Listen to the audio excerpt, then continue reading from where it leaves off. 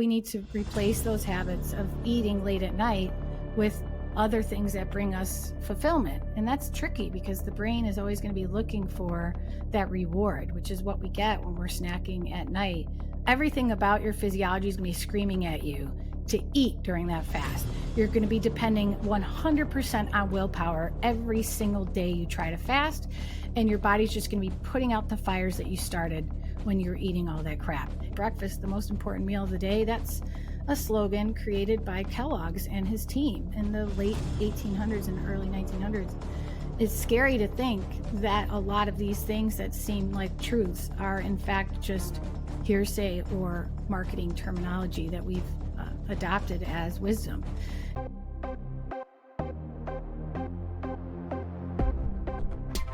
Welcome to the Superhuman Blueprint podcast.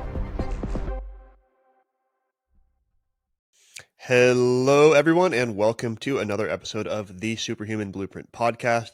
I am your host, Drew Griesel from Primal Wellness Coaching. Quick ask, if you like our show, please hit that like button, hit that subscribe button, leave us a review, leave us a comment on social media.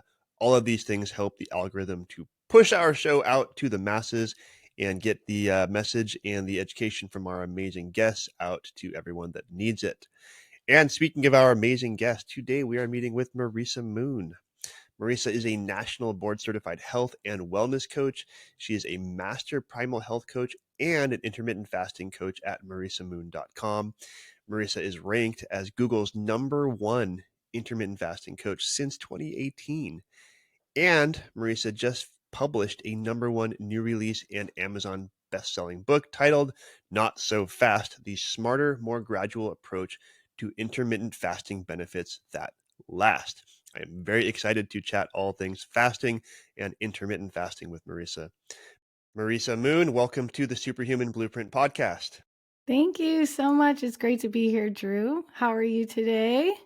I am fantastic. It's bright and early here, and everything's just beautiful. Awesome. Good morning. Good morning to the audience. It's exciting because we share a similar philosophy when it comes to health and wellness, and that is all things primal and ancestral. So we got to stick together. Yeah, absolutely. And I love that personally because, I mean, our healthiest state that we can be in is far removed from the society that we live in. So we've modern advancements are fantastic, but they've kind of they've carried us a long way from just our primal optimal state of health. That's the whole foundation of it, and that's why it's important to us, right? Yep.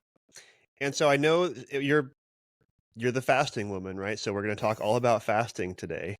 But just curious, outside of fasting, are you working with clients on other aspects of health and wellness as well, or do you focus these days primarily on the fasting aspect? Well, thankfully, it's inevitable that I'll be helping people with all facets of their health and wellness. And I had to describe myself as a particular specialty. Back in 2018, when I decided to call myself an intermittent fasting coach, it was a business strategy. It was like, how do I reach more people in my new business? Yep. And nobody was really talking about intermittent fasting at that time.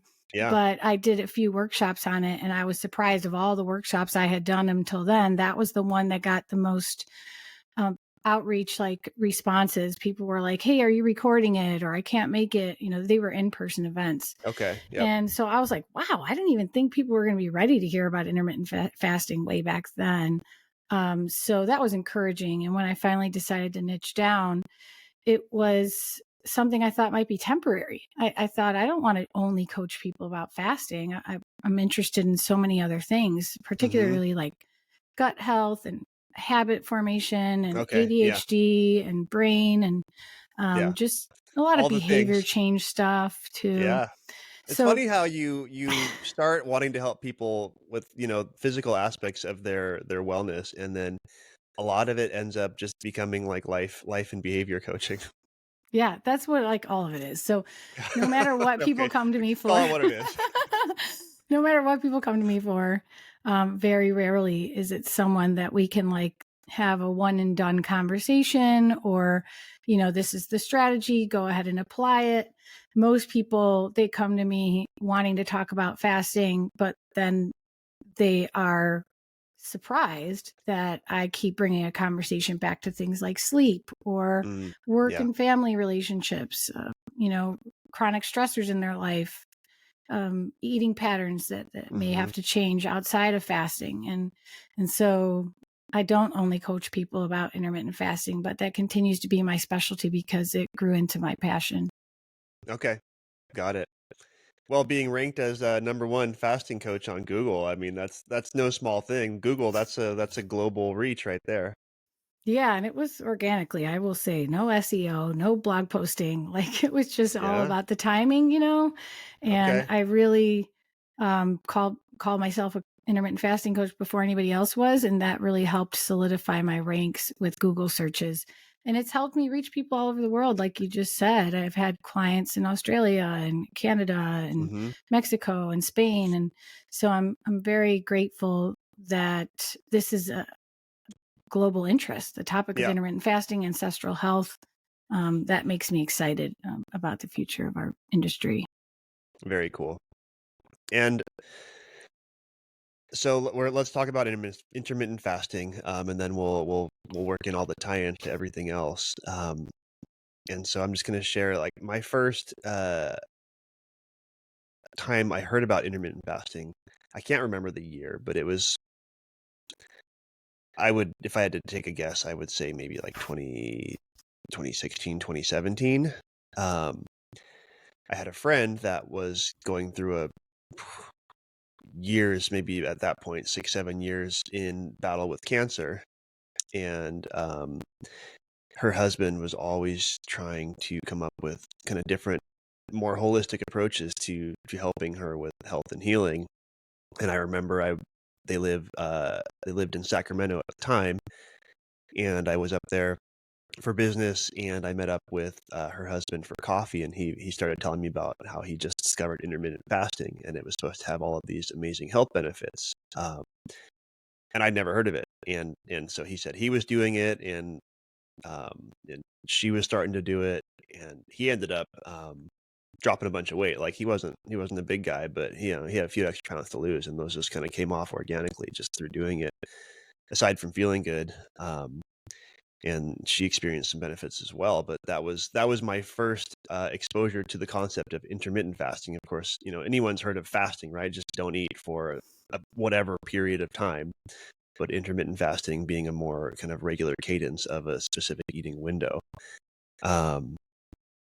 But it really wasn't until a few years later that I looked more into it myself and began dabbling in experiencing some of those benefits for myself. So I guess, can we just start with you giving an explanation of what intermittent fasting is versus fasting, and then maybe we can start going into some of those potential benefits. Sure. And I will say, across the entire industry and in the science, you're going to always find different definitions for these words.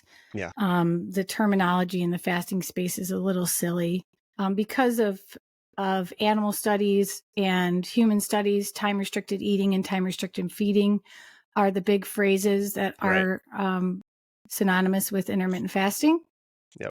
I prefer intermittent fasting because the emphasis on the fasting, not on the eating. Okay. Um, Fair enough.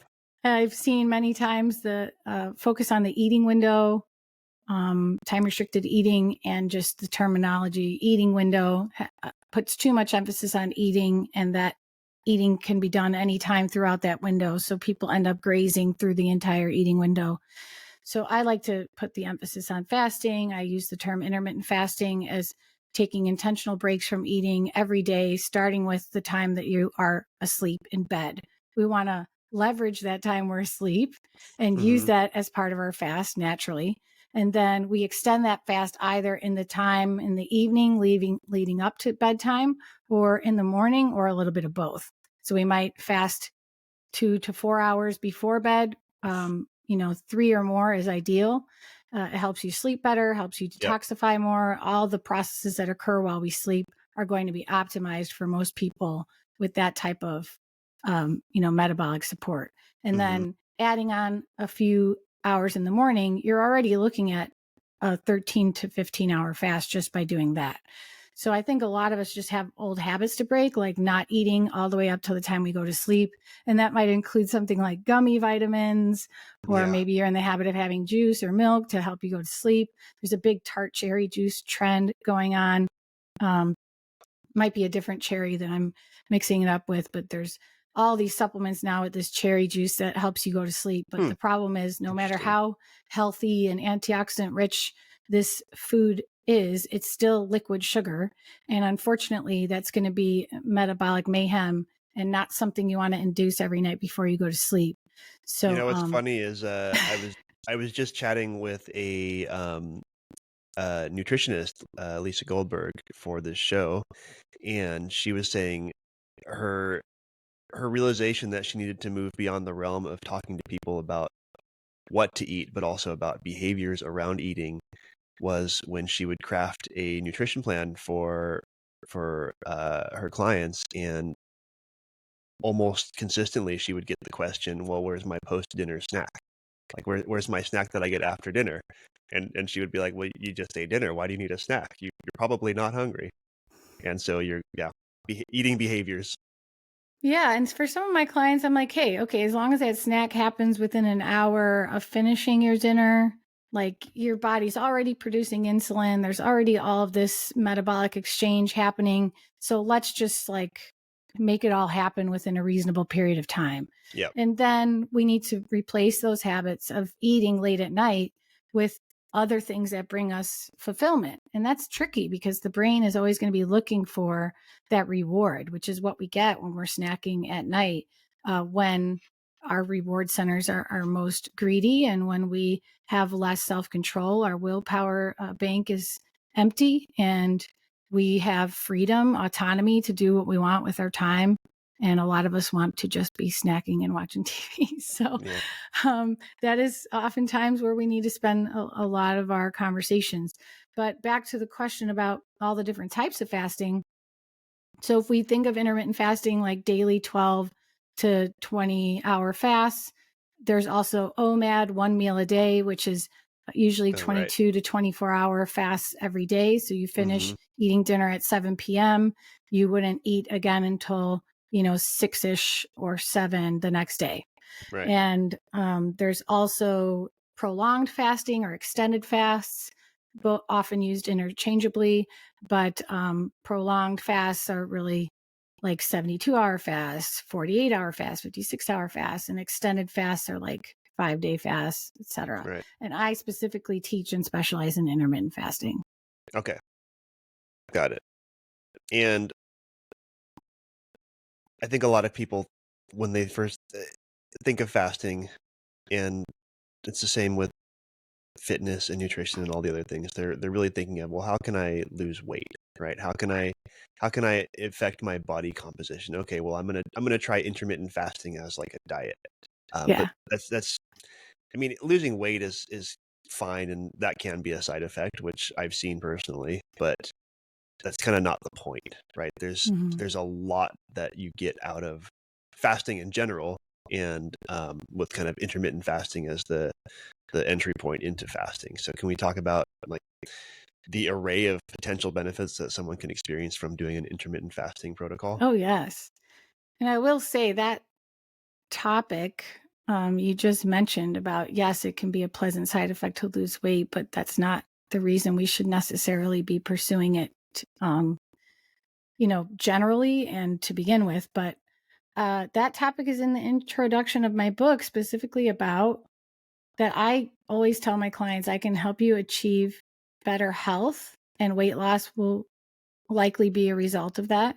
Yeah. But to pursue weight loss first and health second is never the way that I work. And I don't think that's the way the body works either, unless you're in your 20s. That's not really how things are going to roll out. And Yep. the problem is our doctors are telling us you need to lose weight. If you want to fix whatever health ailment you have going on, you need to lose some weight, as if that is the thing that gives them health. Right. And it's tricky because it's like chicken or egg situation. I mean, you are Yeah. absolutely going to see health improvements if you have healthy weight loss, but most of the time you're not going to be able to uh, have the lifestyle changes and the longevity and the maintenance of this lifestyle change without thinking of your health first. If you use weight first, this is something that you're viewing as temporary that you start and stop. And I've done enough group programs with a deadline and an end date, and I've done enough, one-on-one clients with this date in mind, like I need to be in a wedding dress or a bikini, Yeah. to Yes. know that it is self-destructive because you are thinking that this due date is best because it motivates you. That's great.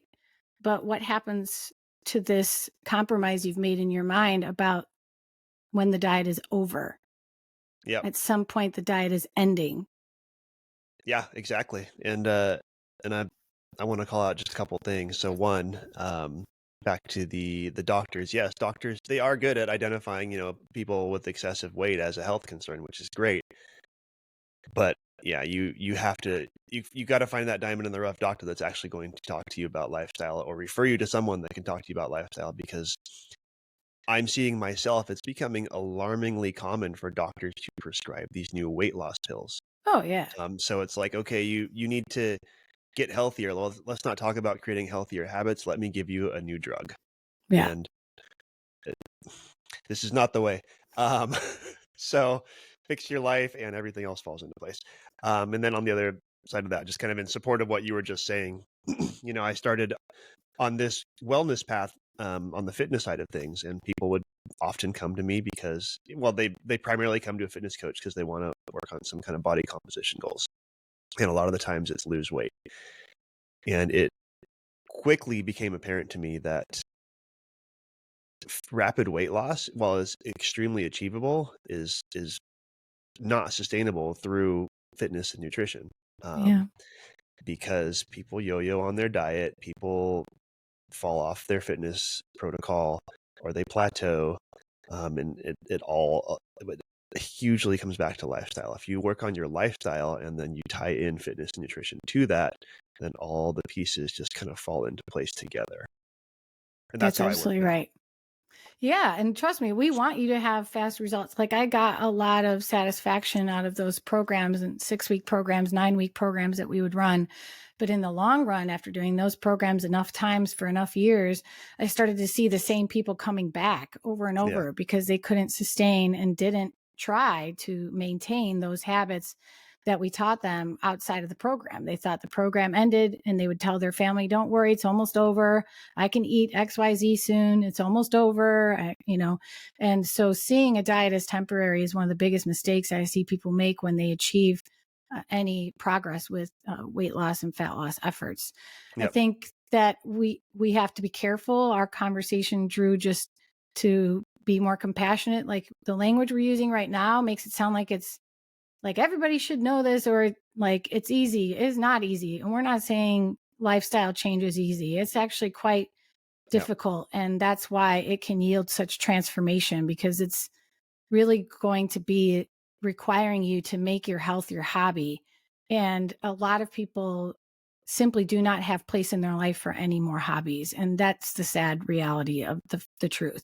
And a hobby is not appealing to you if you're completely ignorant to the entire, facets of this hobby. So like Yeah. me starting a hobby of football would be like really intimidating because I never watched football. I don't know the rules of football. I don't know anything about it. So like immediately trying to make that my hobby, I have to learn a lot of things. Well, health Mm-hmm. is way more complex Yeah. than football.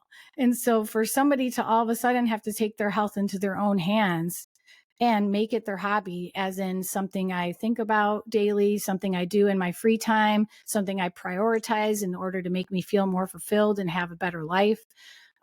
That to a lot of people is unappealing. And so I'm hoping just whatever challenges our listener is facing right now, some of the words that we're sharing today can help them see that this is all connected in a very holistic way. The things that you are currently challenged with, no matter if they're mental health, physical health, body composition, somebody in your family having health ailments.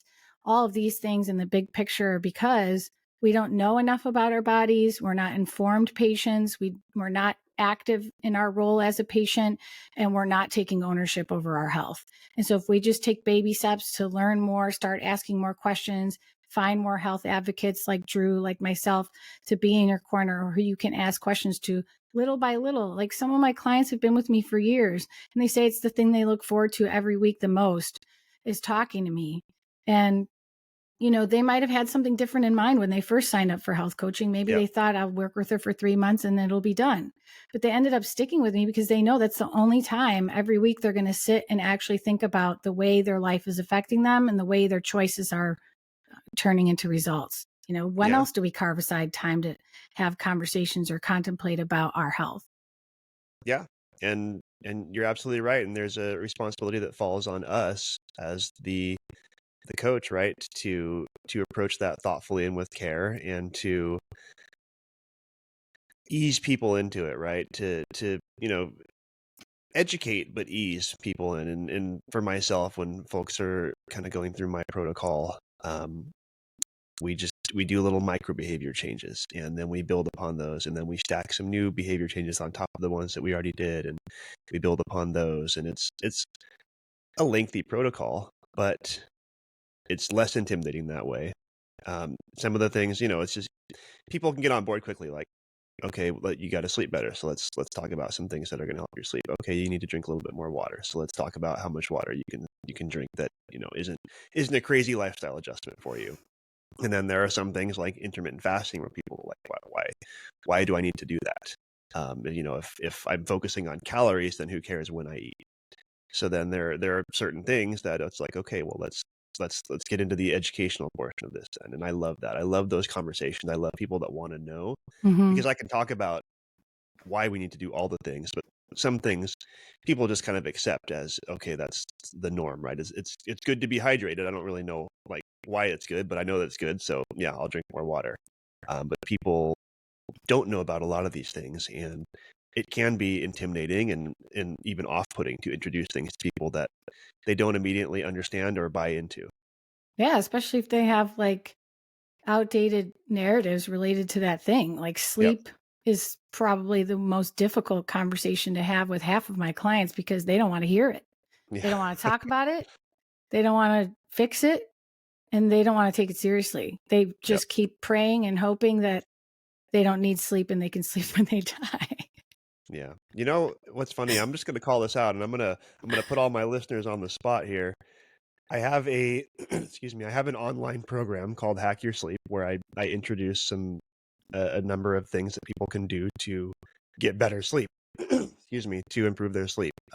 Lifestyle adjustments, things like that. And for listeners, I have a ad that plays during I think almost every episode that introduces the program and says, you can get it for free. It costs money, but I'm giving it to my listeners for free with, this code Superhuman. And very few people have gone in and actually signed up for that, because Yep. it's very easy to say this is not important. This will happen naturally. This will happen. I'll worry about this later. Yeah. Or they think I've tried everything. I already know everything. I've tried all the Yeah. tricks. It doesn't work for me. One of the most simple hacks to improve your overall quality of life, including things like energy, immunity, mood, and more, is to get better sleep. And I am going to help you sleep better completely free. The thing is, sleep is easy to ignore. Life gets busy and sleep loses priority. There's a problem though. Where many of you want to sleep better, you can't seem to. The thing is, so many things have become a part of a normal lifestyle in our society, which are secretly sabotaging many aspects of our wellness, including sleep.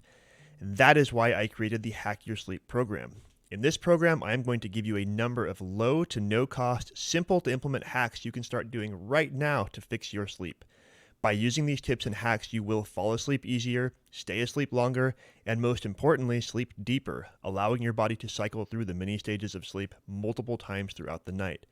That is how recovery happens. That is how you wake up feeling rested, energized, and ready to unleash your best self. And because you're a Superhuman Blueprint podcast listener, I am going to give you access to this course completely free. Go to hackyoursleep.net and use code SUPERHUMAN at checkout. That is hackyoursleep.net. Superhuman at checkout. This will get you 100% off and on the path to getting better sleep than you've had since you were a kid. Yep. And just, as one example, like you might think you tried melatonin, but maybe it was the brand of melatonin that you tried, or the dose of the melatonin, or the timing that you took it. Or did you know that melatonin is very ineffective if you're taking it after eating and your body is still producing insulin? They can compete and make the melatonin less able to bind to those receptors. And there's also things to consider, like there's been studies on melatonin supplements, like for 70% that's in our standard neighborhood pharmacy store on the shelves, over the counter. The 70% of the melatonins are not actually what the bottle says, so they're not the same quantity. Really? Or yeah. Mm-hmm. Wow. It's amazing. That's concerning. It is. So it might say it's 10 milligrams and it's 2. It might say it's 2 and it's 5. It might have barely any in it at all. And so finding the right brand is really important. Determining if slow release melatonin would be right for you. For a lot of people, it makes them too groggy the next day. But there's just so much strategy there. And also where you're at right now versus where you were at last time you tried it. A lot of circumstantial factors have changed. And so I like people to maintain an open mind and consider how maybe this time it could work, or maybe with just a shift in strategy or perspective, this one thing that didn't work for you before could potentially help you now. Mm-hmm. Yep. Yeah. So sleep is actually a whole part of my book, like a section of it. Several chapters are dedicated to sleep, even though my book's about intermittent fasting, because the lack of sleep makes you eat. And the more you shorten your sleep time, the more you plateau your waistline. So those are two of the sayings that I have in my book, because it's a matter of fact. You can not fast your way out of poor sleep. Your body will fight you on that, hold on to body fat, make you hungry all the time, make you self-sabotage, and it's going to resist any efforts to burn body fat, and your metabolism is going to be suffering because you're not giving it the rest and rehabilitation that it gets from proper sleep. Yep. And I'll support that it's challenging, and as much as I preach sleep, I don't get 8 hours of sleep most nights. I got a couple of small kids here, and I try to beat them to waking up in the morning. So the only time I really get to myself for my own self-care routine is in the morning before the kids wake up. And so I'm up pretty early. I try to go to bed at a decent time. Sometimes it works, sometimes it doesn't.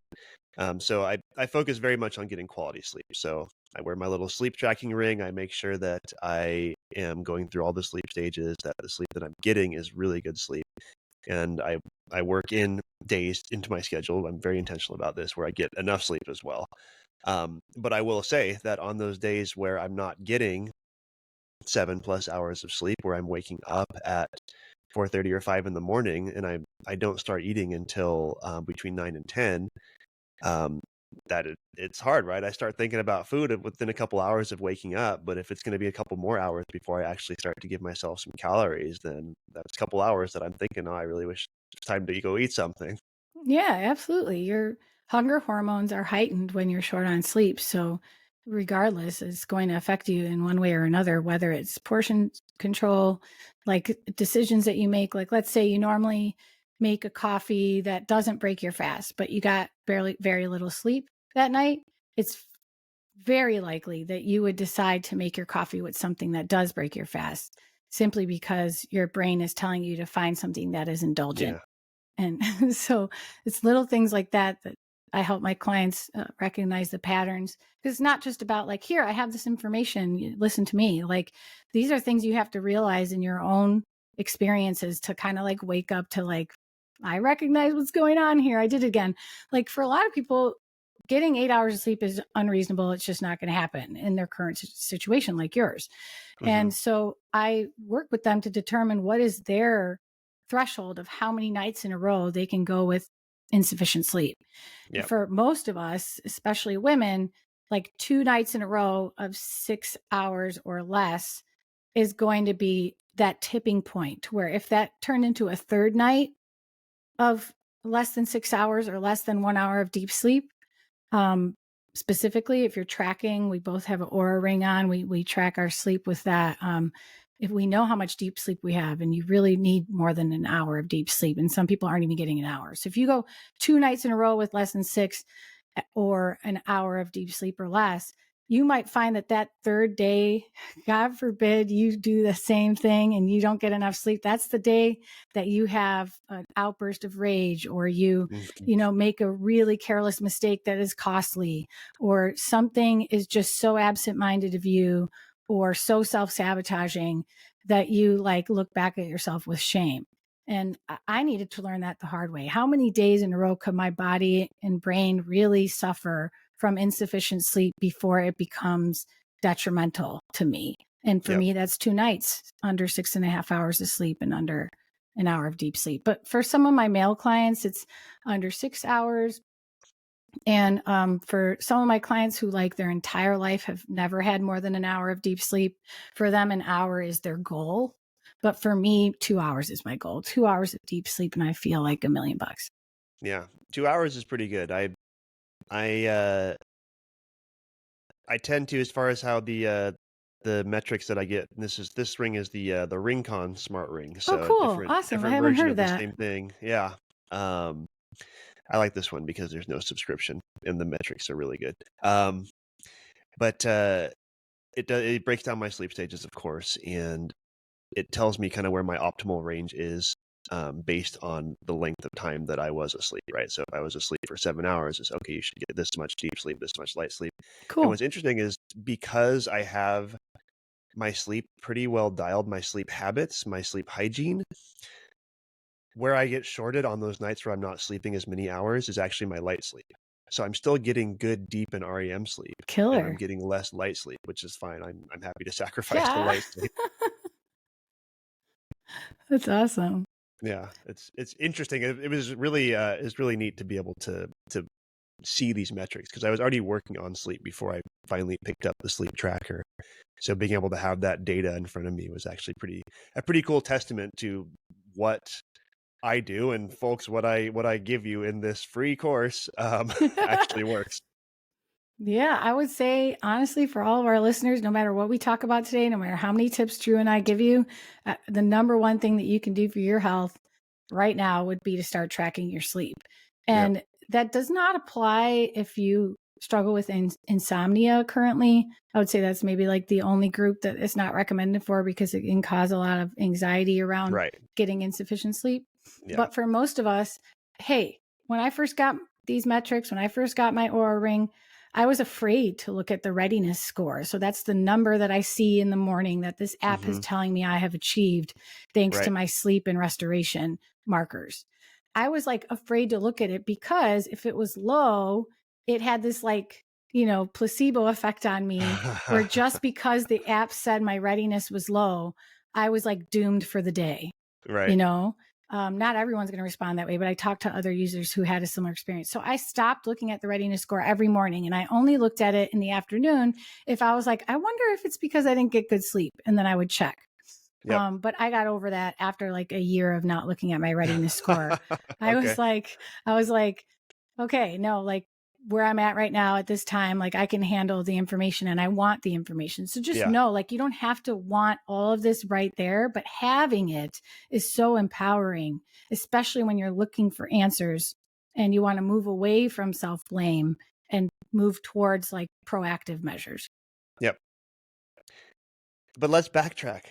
We've strayed far from intermittent fasting. So give us some benefits of intermittent fasting. If we're talking about it not for weight loss, okay, weight loss can be a side effect, but what is intermittent fasting for? Why do we care about not eating for X number of hours per day? Well, first of all, we are physiologically designed, like genetically designed, to experience long breaks from eating. Our ancient ancestors, from whom we share the same genetic data, they always had circumstantial experiences that forced them to go without food. In our modern life, we never really suffer without access to food. Even if it's junk, we almost always have access to something. and we're not actually starving. And for most of us who are fortunate enough, we have food just at our fingertips. Like no matter what time of day it is, we can get a Grubhub delivery to our door. We can, go to a drive-through 24 hours a day. And so it requires intentional fasting. And that's different from most of our ancestors, because unless they were doing it for spiritual reasons or for misguided medical therapies, I mean misguided because they used to think you had to fast your way out of a flu or whatever certain situations that it didn't end up being helpful for. But besides doing it intentionally for those reasons in the past, they never really had to, because they would, their tribe might have trouble finding food due to droughts or hunting, Right. misfortunes. And there'd be winters, long winters. There'd be other tribes stealing your food. They had no preservation methods. They couldn't refrigerate their food. They weren't civilized and settled down yet. So they didn't have secure places to store their food. And so it was very likely that they would be just eating whenever the opportunity came. And oftentimes that meant eating one big celebratory meal at the end of a day after the end of a successful hunt. And so I'm bringing all this up to say why we should be fasting is because that's what our bodies are designed to do. When we go without food, it forces the metabolism to start using ketones for energy. Ketones are made from your own body fat. And that's in fact why we store the body fat. Have you ever wondered why we have this endless capacity for storing fat? Why there's a TV show called My 800-Pound Life? That is our body's survival mechanism, this survival adaptation that has been grown as a part of our existence in this species. Because if we are up against challenging circumstances like our ancestors always were, that fat is there to fuel us very dependably through some of the harshest of conditions. And so the more stressors we induce today, like lack of sleep, just as one example, the more our body wants to hold on to that fat because that is its survival adaptation. And Fasting. Go ahead. I'll just jump in and say, and you're a primal health coach, right? And we focus on ancestral living, and we talk about ancestral living, folks, not because we want you to live ancestrally, right? We live in a modern world. Let's enjoy our modern world that we live in. But we talk about it because the human body evolved in those conditions, right? The human body evolved to live through those conditions, those eating conditions, those environmental conditions. And it's only in the last 100 years, maybe a little more, maybe a little less, that things have changed so dramatically, and we do have, just for example, food at our fingertips at any time of day, and our body has not evolved to have constant access to food and to be eating constantly. So that's why we talk about ancestral living, because our body is not adapted to where we are now. Maybe in another 1,000 years or more, when we've had food at our fingertips for thousands of years, then it will be like, okay, well, I don't need to store body fat in the way I used to. But for now, that's what it does. Right. Yes, exactly. And, the history of meal times in our American culture and many Westernized cultures, our history is quite interesting to determine why we think breakfast, lunch, and dinner is necessary, or why we think 3 meals a day or eating every 2 to 3 hours is necessary. We've been conditioned to think these things from leading marketers and food organizations and government organizations for a myriad of reasons I will not bore the listeners with. But let's just say breakfast, the most important meal of the day. That's a slogan created by Kellogg's and his team, in the late 1800s and early 1900s. It's scary to think that a lot of these things that seem like truths are in fact just hearsay or marketing terminology that we've adopted as wisdom. Yeah. And so, and people, I've always heard breakfast is the most important meal of the day. So I'm going to repeat that breakfast is the most important meal of the day. right. And I will say that it's complicated by the fact that our metabolisms are screwed up today. So unless you have already been incorporating intermittent fasting or experimented with low carb or ketogenic diets, paleo diets, primal diets, or cut your sugar out, things like that allow your metabolism to be retrained into fat metabolism, which is essentially what we're achieving with intermittent fasting or with a ketogenic diet. you are switching from depending on carbohydrates for energy and frequent feedings and carbohydrates for energy. You're switching from that over to depending on the fat you already have in your body for ketone energy. And so for people who are not adapted to that and do not have this metabolic, gift or skill reintroduced to your body, they do need to eat breakfast because their body is alarmed. They're dependent on frequent feedings and carbohydrates. That's the only thing your body knows right now, but that's not how you're designed. It's a dysfunction. It's a dysfunctional relationship with food and metabolism that we have been conditioned to live with. So I'm encouraging people to take some of these ideas with curiosity, because although we are designed to go with less food, just rushing into it and having no food and forcing yourself through that because some article or some coach or some book tells you fasting is great is also not the right way to do it. My book is called Not So Fast for that very reason. It's forcing ourselves to do this before the body is adapted often leads to more maladaptations and self-sabotage and feelings of failure or wanting to quit. Fasting should make you feel better no matter what. And so if it makes you feel worse in any way, that's usually a sign that you're doing too much for your current circumstances and need to scale back.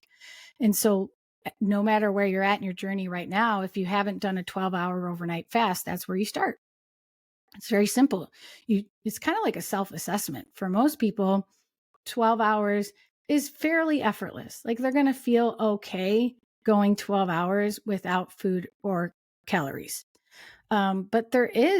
But it might still be a big change. Yeah, If someone's used to having that something before they go to bed at 10, oh yes, and then they eat first thing in the morning when they wake up at 6:30 or 7, then 12 hours might still feel long. And what those people will often do, and I support this because we need to be encouraged. They will continue their nighttime eating habits because they find those hardest to break. So let's say they're used to eating until 10 and going upstairs at 10:30, going to sleep at 11. Of course, that's not ideal, Drew. We know that. But to get started with intermittent fasting, it might appeal to this person to continue doing that. They stop eating at 10, they go to sleep at 11, and they try to fast until 10 a.m. the next day. So that's their 12 hours. And the reason that's easier for people is because our hunger hormones are the lowest in the morning.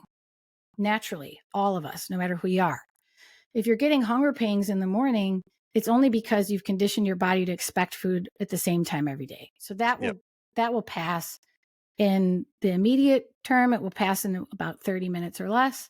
And in the broader term, it will pass in just 2 days or 3 days of breaking that conditioning.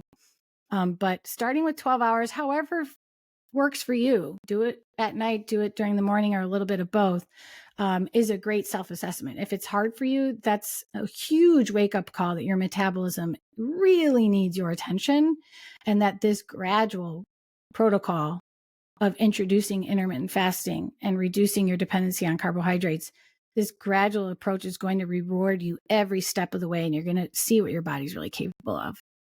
So let's talk about that. So aside from, training your body to use ketones and fat metabolism, what's the benefit of giving your GI tract a rest? Well, it's different for a lot of people, but you can think of it sometimes like I heard Dr. Michael Ruscio, a famous functional medicine gastroenterologist and author of Healthy Gut, Healthy You. He uses an analogy about a sprained ankle. So let's say you have issues with your gut right now and you're like, oh, after I eat, I feel like this, I feel like that. I just don't feel great. Or you have irritable bowel syndrome like I used to have. I had diarrhea all the time and gas and all these SIBO symptoms. So if you're like that, think of it like you have a sprained ankle. You wouldn't just like keep running on your ankle like every day, 3 times a day, and on your break going out for a jog. You wouldn't. You'd be like trying to lay off it a little bit so it can heal. Okay. And sometimes that's what we're doing when we're allowing the gut a break from digesting food.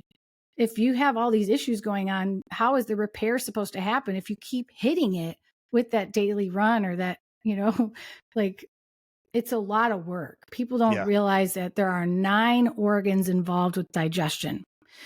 So one of the key benefits of intermittent fasting is giving your body a break from the energy intensive process of digesting food Hmm. so that it can use that energy, the oxygen, the resources, the blood flow for other jobs.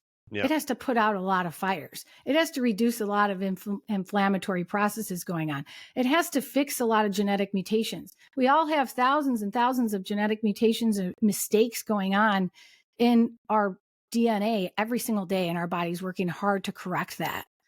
We also have, ailments that have lingered, chronic conditions, and just like stealth, like low, below the radar kind of symptoms and things that have been just lingering that your body is honestly up against, but you're none the wiser, So taking a break from eating is not only great for a lot of people in their GI tract, but it's exceptional for the brain. That's how I got into Hmm. it. I have ADHD.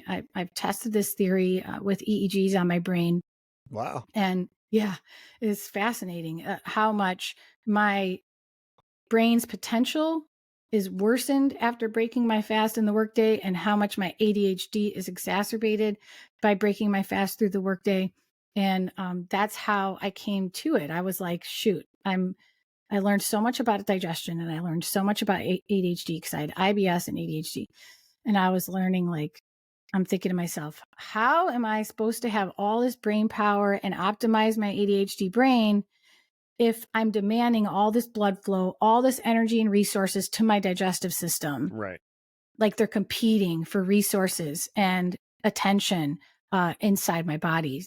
So it's way more complex than that, but that's like the Right. simplest way I could put it. So it was apparent. It was immediately apparent. It was like, oh my gosh, I can get so much more done. And like, again, the brain loves ketones, and this is all about like energy partitioning, but it's bigger than that. It's about like giving your body time to focus on what it sees as the priority. Because every time you ingest food, you're telling it, this is a priority. This is a Yep. priority. Like the only Yep. thing that like supersedes that is like if you have alcohol in your system or a poison that your body has to treat first. But otherwise, food is always taking the priority. That's why it screws up your sleep if you eat too close to bedtime, because your body's like, oh man, we got to keep moving through this. And your digestion is going to be slowed, but it's still going to be happening. And so there's not Yep. as much detoxification going on, not as much healing and regeneration going on. So intermittent fasting is going to help with cell turnover, cellular recycling, known as autophagy. It's going to Yes. help with energy partitioning, mitochondrial health, growing Yes. new mitochondria. So mitochondria are where energy is made inside our cells. Without them for seconds, we would die. It's how everything happens in our body. And they're most densely concentrated in the prefrontal cortex of the brain. That's where executive functions happen in the brain, which means that's where all of our self-management, time awareness, critical thinking occurs in the brain. That's where ADHD has a lot of impairments. And so mitochondria are most densely packed there, and our mitochondria need the most micronutrients. Our mitochondria need the most time to repair. Our mitochondria thrive on ketones, and they need sleep. That's for sure. There's so many factors that are supported by this protocol of incorporating intermittent fasting and nutritious eating that Yep. have a multifactorial impact on your body, just like exercise. Exercise is Yeah. a hormetic stressor, and so is intermittent fasting. Hormetic stressors, or hormesis, means that you're applying just enough stress to cause a beneficial adaptation response in your body. And that's why it can manifest in so many different ways. Like, why, when I exercise, can it help with my depression? And it can also help with my arthritis. And it can also help with my body fat. And it can also help with my, I don't know, help me out here, fitness coach. It can help with Yeah. so many different things. And like, Or how just could that be, right? inflammation in general, Yeah, which inflammation.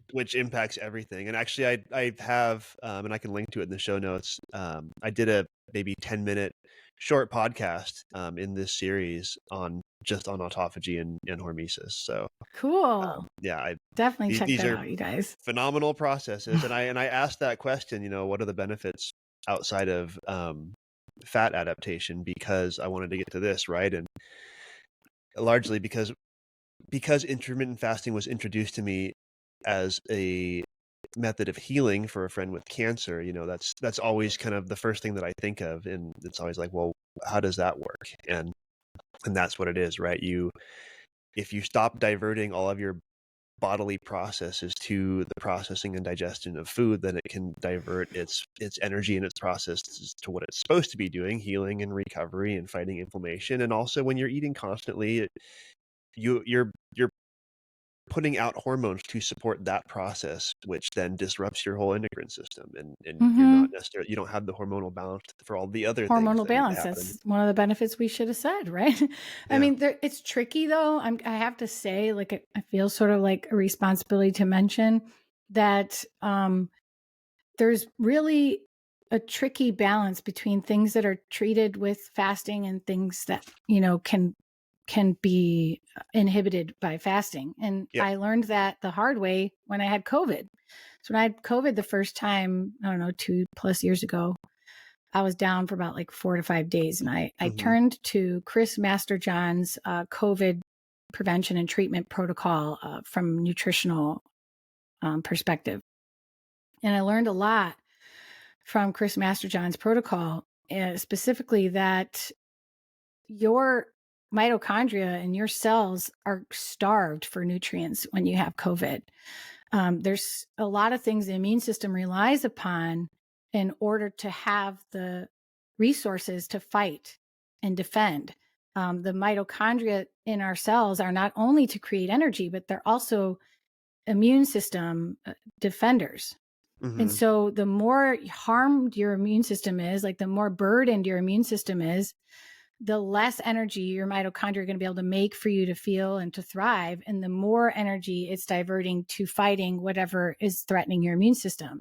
But Yeah. it can only do that effectively if it has the right resources. And so when I was with COVID, fasting would have been detrimental to me, believe it or Yep. not. Yep.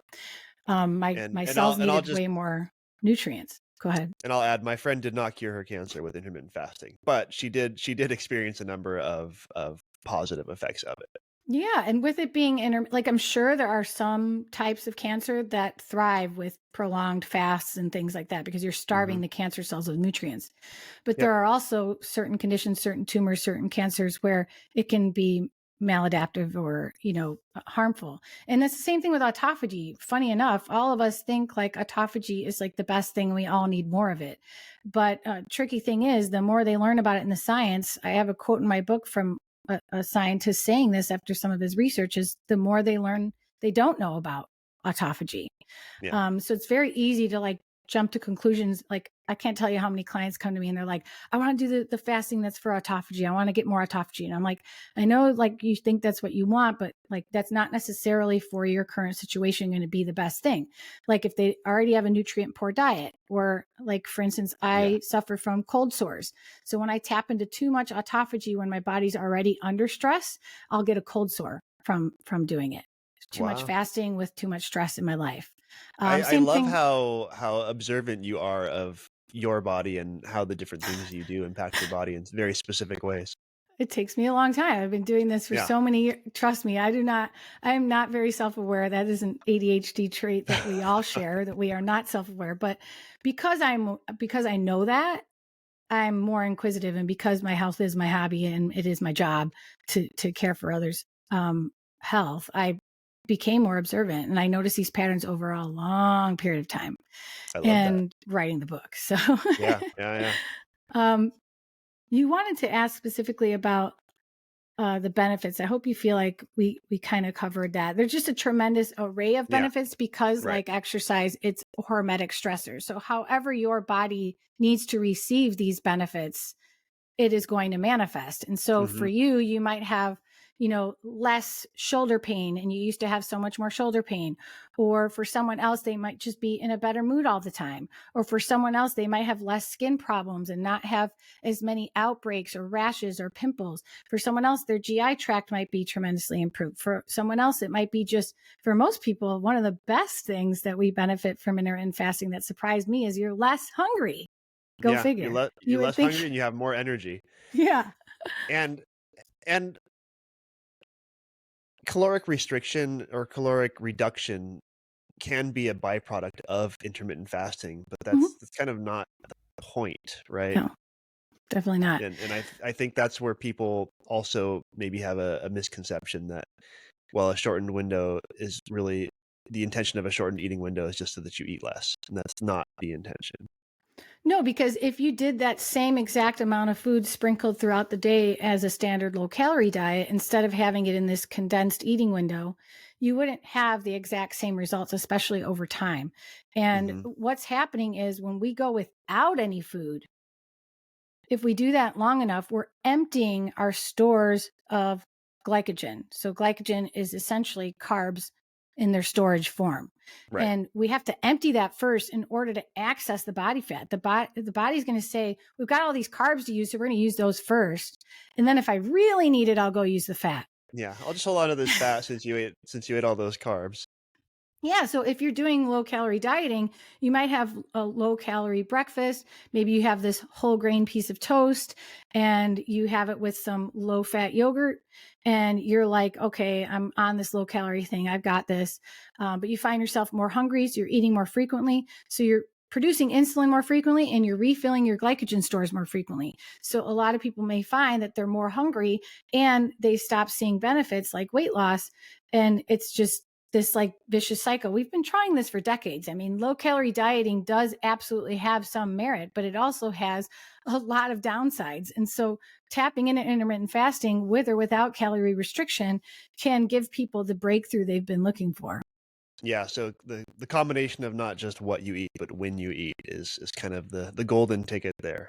Yeah, absolutely. And in the fasting world, there's just this growing movement to like use fasting to fast your way out of a bad diet. But that is not at Hmm, all the type of fasting I interesting. teach. Okay. Yeah, it's I popularized haven't by heard that. this. So it's Oh, like yeah. you eat very poorly, so just stop eating for a little while, and when you start Yeah. again, eat better. It's literally, I feel bad calling this out all the time, but I'm just going to say it. It's this book called Delay, Don't Deny. And it has a tremendous following, millions of people. And the book's premise is eat literally whatever the hell you want and just fast longer. Hmm, And the problem with that that's is, terrible. I know it's I awful. can live on Oreos and I'll be healthy? That's It's great. I literally love like eat Oreos. whatever the F you want and just fast your way out of that problem. But it doesn't work. And even if it works for people initially, they always end up gaining the weight back because it's unsustainable. Everything Right. about your physiology is going to be screaming at you to eat during that fast. You're going to be depending 100% on willpower every single day you try to fast.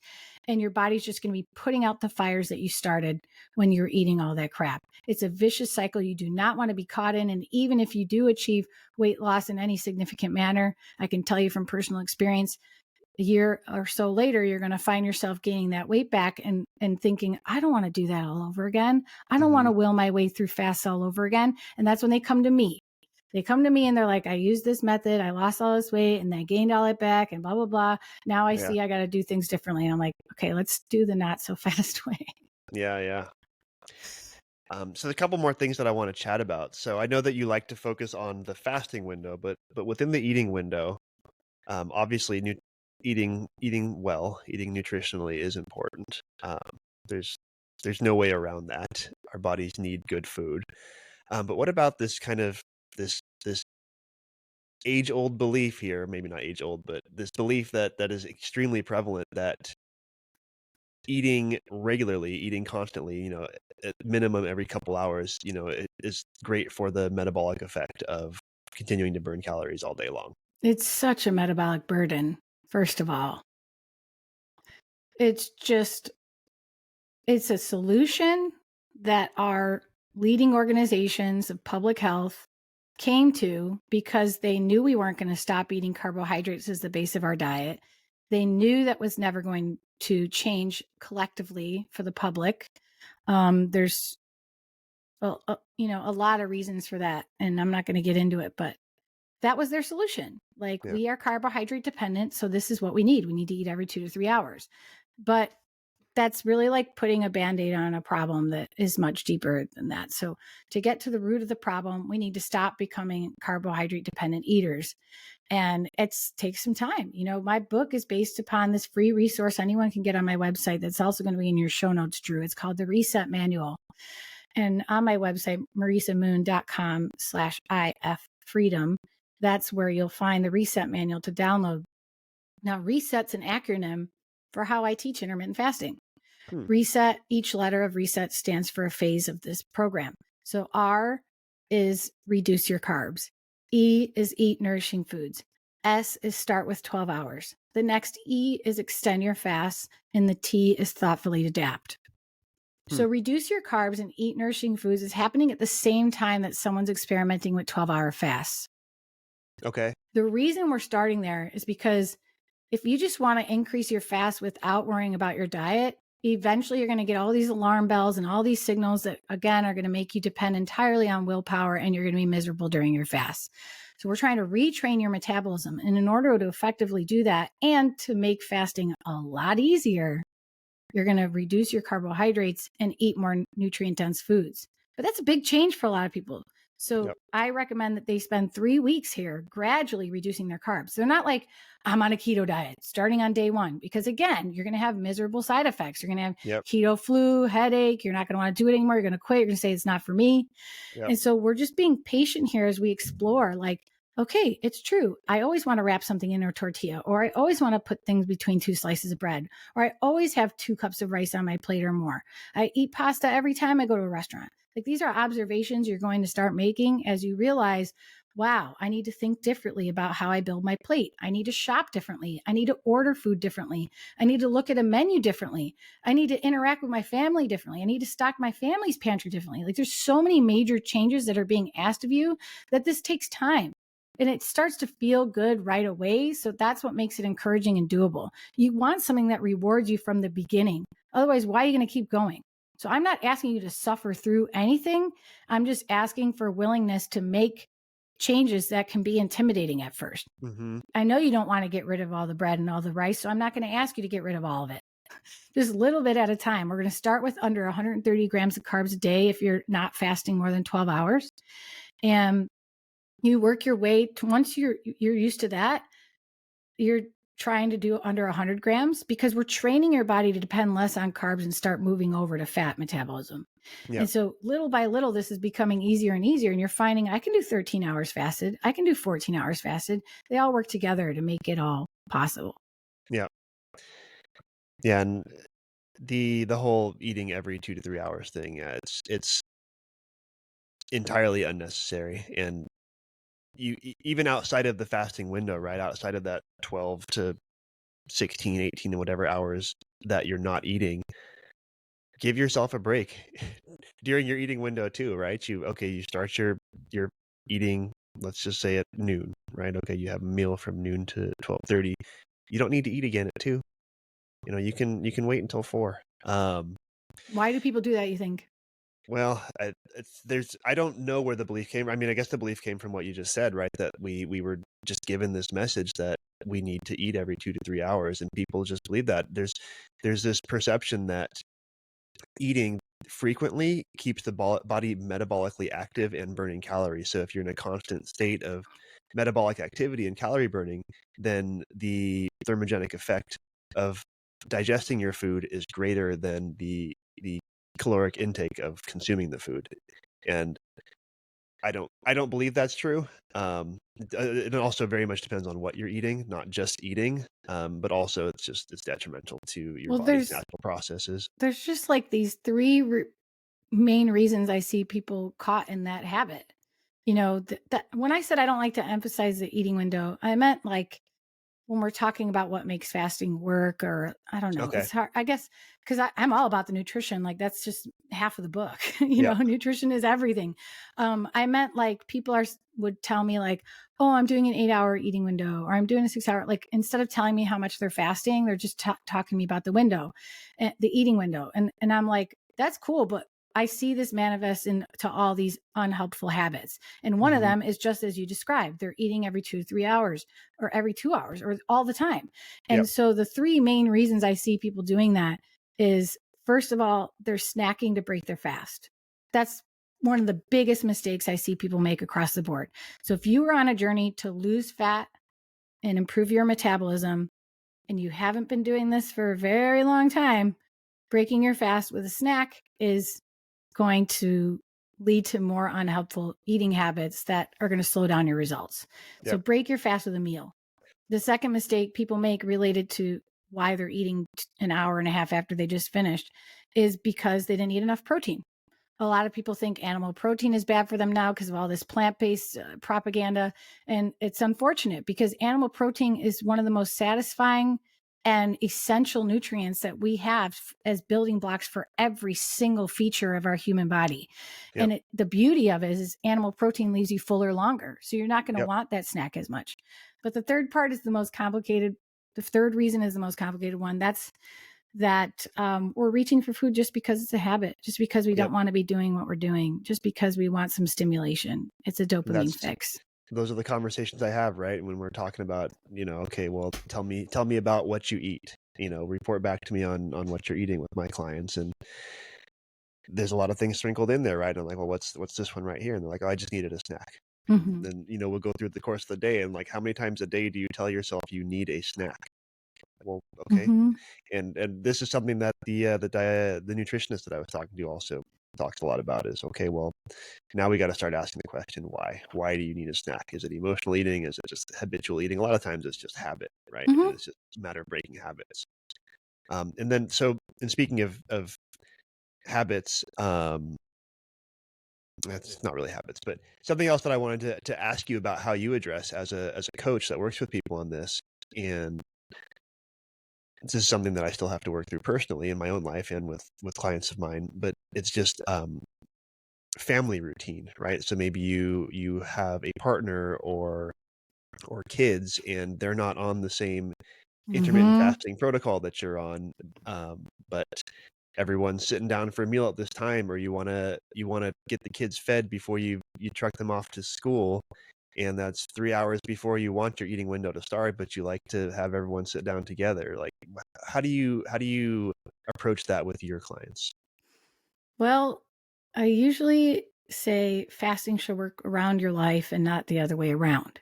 Okay. So if these are your circumstances and you're making your kids food early in the morning and you can't help but pick at their food while you're making it, then you'd probably be better off fasting at night more than you're fasting in the morning. Or you'd be better off prepping their food at night instead of prepping it in the morning. Like there's little things that you can do to modify one or the other, but you want to be cautious to not disrupt things in your life just to accommodate fasting. So like if you, let's say you started making their meals at night, that sounds like a great idea if it works for you. But what if like it doesn't work for your spouse or it doesn't work for your kids, or they're like, it's not ready when I need it, or the food is not as good when you make it the night before or something. Let's just say it starts causing problems. This is a hypothetical situation, but Sure. it starts causing problems in your relationships. That's obviously not something you want to keep doing just to accommodate fasting.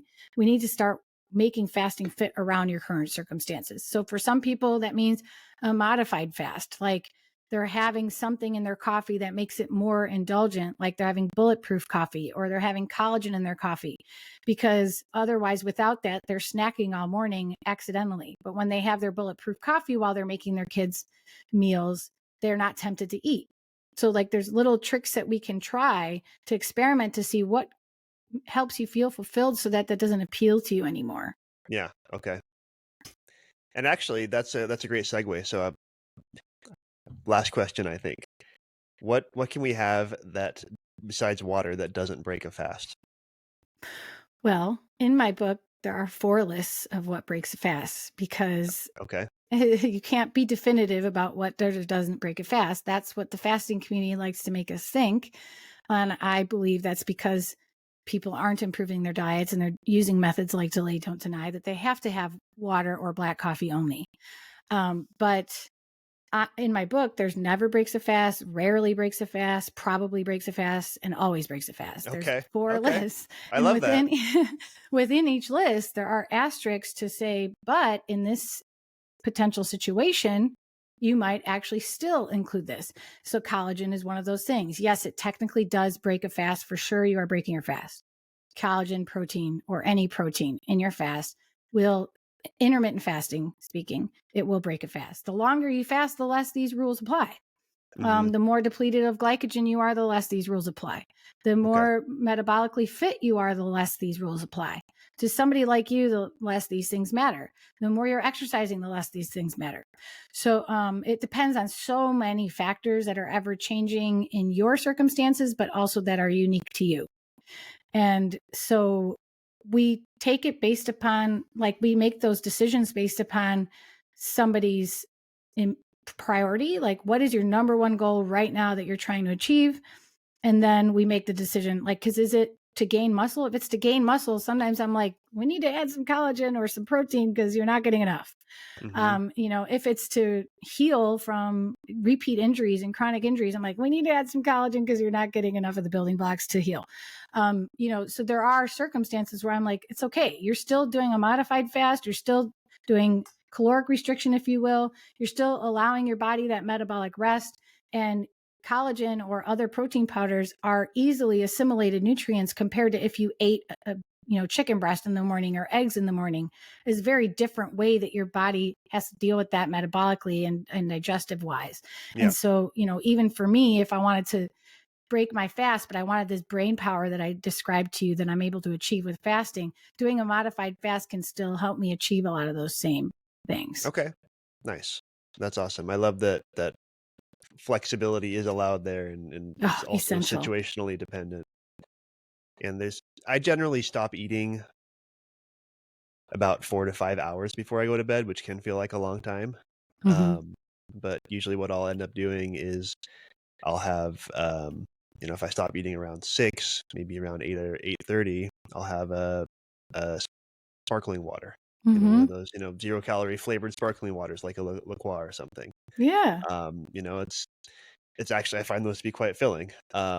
I also drink Element electrolytes, Yep. and they have a series of chocolate flavored ones that I put in a big cup of hot water, and it almost feels like I'm drinking a hot chocolate, but Hmm. I'm drinking electrolyte water. Yeah, those are some of the best tricks for sure. Yeah. And hot tea. And Yeah. and I love Element. Did you try the chocolate caramel one? It is so Mhm. awesome. Yep. That's the best one, I think. Um, but yeah, even if it's cold, if you're not into it hot, people, the cold one is awesome. But I will say hot tea surprised me. I wasn't really a tea drinker. I know a lot of my clients who weren't a tea drinker, but just understand there's like something that happens when you really want food or really are hungry, that when you take a sip of tea, like hot tea specifically, Mhm. it's very satisfying. Yeah. So, don't knock it until you've tried it, and find herbal teas that you like, because there's all different types of spices and, Yeah. like flavors besides just like standard tea. And standard tea has caffeine anyway. So you want herbal teas is what they call them. But Right. I like to use this one called anti-stress tea. I like peppermint tea. There's even hibiscus tea, which is like fruitier and tart. Yeah. And you can have those at night, just the way that Drew described his Yep. other hacks. Yeah, and I grew up really not caring for tea because I'm just not a fan of things that have like a floral taste to them. But then I discovered there are other teas out there, right? So Right, sometimes I'll drink a, exactly. a 0 caffeine chai tea. And I'm not Yes. talking about a chai latte, just a just a tea bag in hot water. Yeah. Or also Trader Joe's has a really nice ginger turmeric tea. Well, that sounds really good. And Yeah. ginger and turmeric boost autophagy, so that's Yeah. good. And There you go. anti-inflammatory, so cool. Sprinkle that into your fast. Perfect. Well, Marisa, this has been a wonderful chat. I've learned a bunch of things, and hopefully our listeners have as well. Like I said, I will link to your website, marisamoon.com, to your book, and to everything else, so people can get in touch with you and get a hold of your resources as well in the show notes at thesuperhumanblueprintpodcast.com. Marisa, thank you so much for being here today. It's been a great pleasure. I'm glad we could geek out together. And Likewise. thanks so much, Drew. All right. Take care.